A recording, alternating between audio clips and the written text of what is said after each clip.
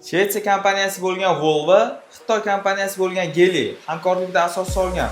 Brend nomidan ham Shvetsiya va Xitoy ma'nosini anglatadigan Volvo kompaniyasi dunyoga xavfsizligi bilan mashhur bo'lgan va Volvoning standartlariga to'laqonli javob beradigan yangi elektromobilimizni to'liq obzor qilib beramiz.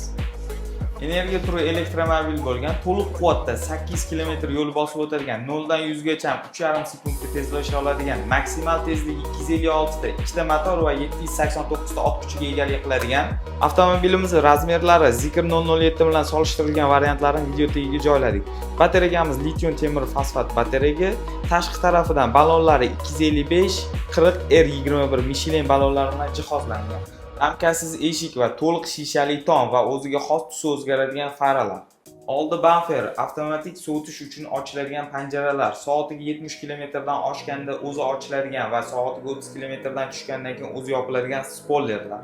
Avtomobilimiz o'zini o'zi boshqarish uchun foydalanilgan lidar va pnevmo podeskalari bilan jihozlangan. Salon interyeri 2 xil, nap koja, zamsh va plastmas bilan to'liq uyg'unlashgan.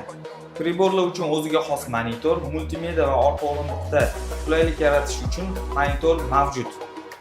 Eshiklarimizda davochik pilisos keladi. Air head-up, to'liq panorama, 3 xil tipga ega bo'lgan parfyum.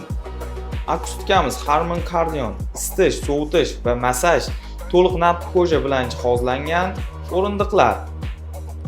Avtomobil zakaz qilish istagida yurgan do'stlaringizga jo'natib qo'yinglar va bizani kuzatishda davom etinglar.